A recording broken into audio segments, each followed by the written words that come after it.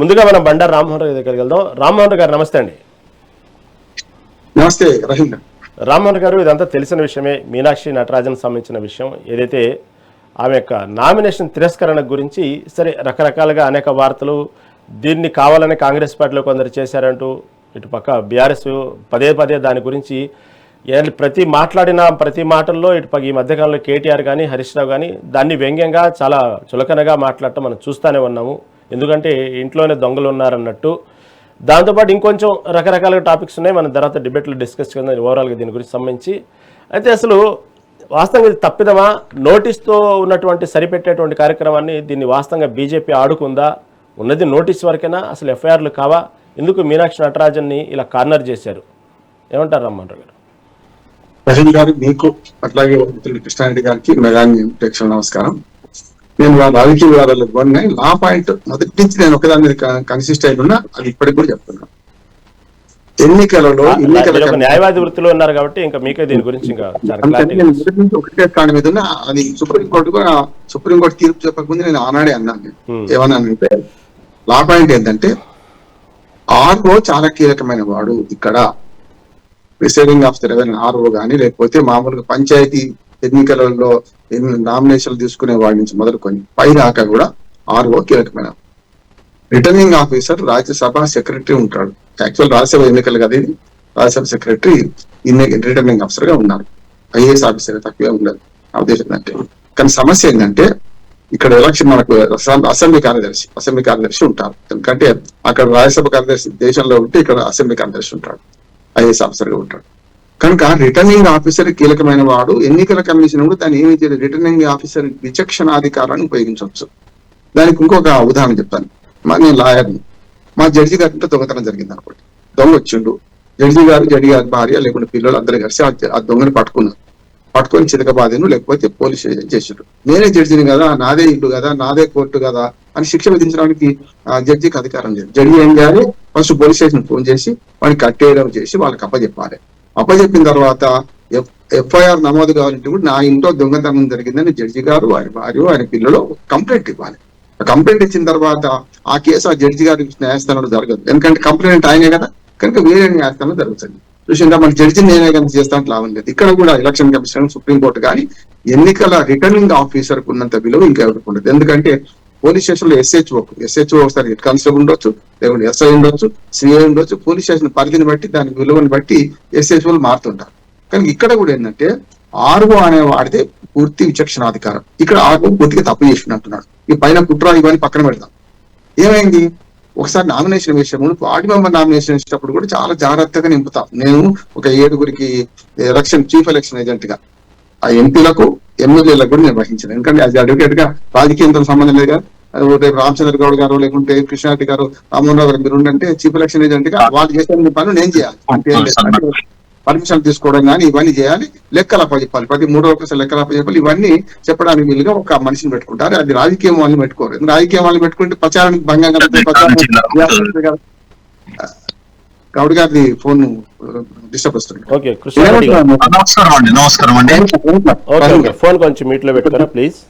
మిగతా అందరూ చెప్పండి ఇద్దరు కూడా. నేనేమంటున్నానంటే ఇక్కడ ఆర్ఓ విచక్షణాధికారం తీసుకొచ్చాడు. అది పూర్తిగా ఆర్ఓ తప్పిదమే, అది కరెక్ట్ కాదంటున్నాను. ఎందుకంటే నిజంగా ఒక కంప్లైంట్ వచ్చింది అనుకోండి, చాలా వరకు గతంలో శేషన్ గారు ఉన్నంత కాలం ఒక రకం ఉండే, శేషన్ గారు వచ్చినాక ఎలక్షన్ కమిషన్ కొన్ని అధికారాలు అధికారాలను ఉపయోగించుకోండి. ఇప్పుడు ఎలక్షన్ కమిషన్ కు చాలా అధికారాలు ఉన్నాయి. ఎట్లా అంటే చాలా వెసులుబాటు కూడా ఇచ్చాడు. ఒక నామినేషన్ వార్డు మెంబర్ది కావచ్చు, రాజ్యసభ మెంబర్ది కావచ్చు వస్తే నామినేషన్ గతంలో చిన్న పొరపాటును తిరస్కరించేవాడు. ఉదాహరణ బండారు రామ్మోహన్ రావు స్పెల్లింగ్ తప్పైతే కూడా తిరస్కరించేవాడు. కానీ ఎంత పగడ్బందీ ఏర్పాట్లు చేశారంటే ఆర్ఓకు ఇన్స్ట్రక్షన్స్ ఎట్లున్నాయంటే, మీరు స్పెల్లింగ్ తప్పున్నా, సీరియల్ నెంబర్ తప్పున్నా, ఓటర్ లిస్ట్ లో పేరు ఆ ఓటర్ లిస్ట్ ఉంటే చాలు. కనుక అటువంటి చిన్న చిన్న పొరపాట్లను సవరించడానికి అరగంట నుంచి గంట టైం తీసుకుంటాం. రాజ్యసభకి ఏమున్నది, మహా అంటే 4 నామినేషన్ చేసిండు, ఏకగ్రహం అయింది కదా, 4 ఈమెతో 4 అంటే ఒక గంట టైం తీసుకోవచ్చు, నష్టం లేదు. మొదలు ఏం చేస్తారంటే నామినేషన్ వేసినప్పుడు రూల్ ఏంటంటే మీరు పూర్తిగా ఉన్నదా లేదా చూసుకోండి. అఫిడవిట్ అనేది మేము అందరం కొట్లాడి లోక్సభ నుంచి పెద్ద ఎత్తున కొట్లాడి, ఏది నేర చరిత్ర నో యువర్ క్యాండిడేట్ అనే దాని మీద మేము కొట్లాడిన వాళ్ళు. మాధవరెడ్డి గారు మన హోమ్ మినిస్టర్ గా ఉన్నప్పుడు మన భువనగిరి ఎమ్మెల్యేకు ఇంటర్వ్యూ జరుగుతుంది, అందరూ రండి అని చెప్తే ఆ పిఏ కోప్పడ్డాడు. రామన్రావు ఇట్లా రాస్తున్నావు, నువ్వు భువనగిరి ఎమ్మెల్యేకు మీరు నేను అభ్యర్థే కదా, మీరు అభ్యర్థి ఇంటర్వ్యూ చేస్తాం కదా, ప్రజలు చేస్తామని చెప్పి. ఇక్కడ నో యువర్ క్యాండిడేట్ అని వచ్చినప్పుడు నేర చరిత్ర, ఆస్తులు, అప్పులు, విద్యార్హత ఈ 4 తెలుసుకునే హక్కు మనకు లభించింది. అయితే ఇందులో అఫిడవిట్ నింపేటప్పుడు అఫిడవిట్ వేయకపోతే పోతుంది నామినేషన్. అఫిడవిట్ వేసేటప్పుడు కూడా ఏదైనా ఖాళీ ఉంచొద్దు, ఖాళీ ఉంచకుండా నాట్ అప్లికేబుల్ రాయాలి. మేమన్నా కేసులు ఉన్నాయా అంటే ఆమె ఏం రాసింది ఆయన యాక్చువల్ గా నామినేషన్ తెప్పించుకుంటే మనకు అర్థం ఏంటంటే నాట్ కేసులు లేవనుకుంది. నిజంగా కేసులు లేదు కూడా ఆమె పూర్వకంగా చెప్పాలంటే అది దాని కేసు లోతులో ఉంది, కానీ నోటీస్ అనేది కేసు కిందకి రాదు, ఎఫ్ఐఆర్ దాఖలు కాలేదు, ఎఫ్ఐఆర్ కాలేదు. ఆమె ఏం అంటే నాట్ అప్లికేబుల్ అని రాసింది. రాస్తే ఒకవేళ నిజంగానే బీజేపీ వాళ్ళు తీసుకొచ్చి పెట్టారు అనుకోండి, అప్పుడు ఏం చేయాలి? అమ్మ రాయవమ్మా అని అంతే కదా, ఇప్పుడు అది ఆధారం దొరికింది కదా, మీకు నోటీస్ వచ్చింది కదా, మరి ఎందుకు రాయలేదంటే నామినేషన్ స్క్రూటినీ కూడా రాయించుకోవచ్చు, నష్టం ఏం లేదు అంటున్నాను. రాయించుకోకుండా ఆర్ఓ నిర్ణయం తీసుకుంది ఏంటంటే తిరస్కరించిండు. ఇది ఆర్ఓ తప్పిదం మాత్రమే. అందుకని నేను ఆనాడే అన్నాను రహీం గారు, సుప్రీంకోర్టు కూడా ఏం చేయలేదు, ఎలక్షన్ కమిషన్ కూడా ఏం చేయలేదు. ఎలక్షన్ కమిషన్ కూడా ఆర్ఓని సస్పెండ్ చేయలేదు, ఆర్ఓ సార్ వచ్చేసిండు. వేరే అక్రమం చేస్తే డబ్బులు డిమాండ్ చేస్తున్నాను, ఇది చేస్తా అది చేస్తా అనేది వేరు, కానీ ఆర్ఓ విచక్షణాధికారాన్ని ఛాలెంజ్ చేసే అధికారం మళ్ళీ ఎవరికి ఉంది? కోర్టులకే ఉంటుంది. ఎప్పుడు ఉంటుంది అంటే ఇది తిరస్కరణ గురైంది కదా, ఎలక్షన్ పిటిషన్ వేసుకోవాలి. ఎలక్షన్ పిటిషన్ వేసుకొని నాకు అన్యాయం జరిగింది, ఈ రకంగా నాకు అన్యాయం జరిగింది, నాకు ఆ నోటీసే వచ్చింది కానీ కేసు లేదు అని రేపు పొద్దున ఆర్ఓ తప్పిదం చేసి నిరూపించుకుంటే తప్ప ఆ ఎన్నిక రద్దు కాదు. అంటే ఏం చేయాలి? పంచాయతీ మెంబర్ నుంచి పార్లమెంట్ మెంబర్ దాకా ఎప్పుడు అవకాశం ఉంటుంది అంటే ఎన్నిక జరుగుతున్న ప్రక్రియలో కోర్టులు జోక్యం చేసుకోవు. అది కూడా ఉన్నది. నోటిఫికేషన్ ఒకసారి ఇష్యూ అయిన తర్వాత 26 లక్షల మంది ఓటర్లు పోయిండ్రని సుప్రీంకోర్టుకు పోతే ఇప్పుడు మేము ఏం చేసుకుని నెక్స్ట్ ఛాన్స్ చూసుకోండి అని డైరెక్ట్ చెప్పింది. 26 లక్షల మంది ఓటర్ల విషయంలోనే సుప్రీంకోర్టు తీర్పు చెప్పినట్లు ఒక ఆర్ఓ తప్పిదం చేసిన దాని మీద రేపొద్దున మళ్ళీ తీసుకొని నామినేషన్ చేయడానికి వీలే లేదు. న్యాయ పరిజ్ఞానం ఉన్న నేను ఆనాటి చెప్తున్నా ఇది కరాఖండిగా జరగదన్న సుప్రీంకోర్టు కూడా అదేనది. మీరు ఎలక్షన్ ప్రాసెస్ లో మేము జోక్యం చేసుకోం, తర్వాత మీరు చూసుకోండి, ఎలక్షన్ పిటిషన్ వేసుకోండి అని డైరెక్ట్ చెప్పింది. నేను చెప్పింది సుప్రీంకోర్టు చెప్పింది, నేను జోస్యం చెప్పలే, లీగల్ పాయింట్ చెప్పిన. ఇవాళ ఏమంటున్నానంటే ఇది 2 రకాలుగా రాజకీయంగా నడుస్తున్నాయి. నెంబర్ 1, బీజేపీ వాళ్ళకి ఉప్పందించింది కాంగ్రెస్ వాళ్ళు. ఇక్కడ మీనాక్షి నటరాజన్ గారు వచ్చినప్పటి నుంచి కట్టర్ గా ఉంటున్నారు.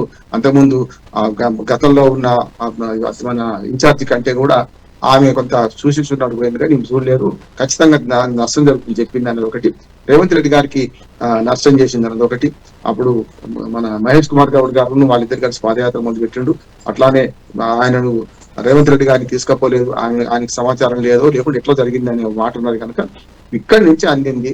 ముఖ్యంగా రేవంత్ రెడ్డి గారి దగ్గర సలహాదారు దీన్ని ఆత్మ అంటున్నారు, దాన్ని వాళ్ళు అందించు అనే మాట వస్తుంది. ఎవరు అందించినా కూడా ఆర్ఓ చేయాల్సింది ఏంటంటే అవునయ్యా ఈ కేసు ఉందని కదా అన్నారు కదా, మీరు దీన్ని రాయండి అంటే అయిపోతుంది. అక్కడ నాట్ అప్లికేబుల్ కొట్టేసి రాపించుకుంటే అయిపోతుంది.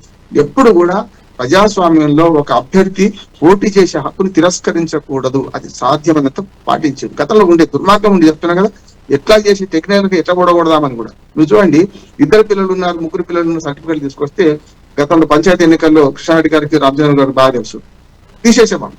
అది ఒకసారి రుజువు కాకపోతే కష్టం అని చెప్పి అట్టైనా ఆమోదించి తర్వాత 2 పిల్లలు ఉన్నారు, 3 పిల్లలు రుజువు చేయడానికి టైం తీసుకొని వాళ్ళు ఎన్నికల రద్దు పిటిషన్ పెట్టుకునే వాళ్ళు కానీ అప్పుడు రద్దు చేసుకునే అంటే కింది స్థాయిలో వాళ్ళు పాటించినంత మానవీయ విలువలు కానీ లీగల్ గా కానీ ఆ రోజు చూడలేదు. ఆ రోజు చూసింది ఏంటంటే ఎంతసేపు ఒక కంప్లైంట్ వచ్చింది సరే అన్నాడు, రద్దు ఈజీ, ఆమె నామినేషన్ తిరస్కరించడం ఈజీ, కానీ నామినేషన్ పరిశీలించి దానిలో రాయించుకుంటే అయిపోయేది. అది చేయలేదు.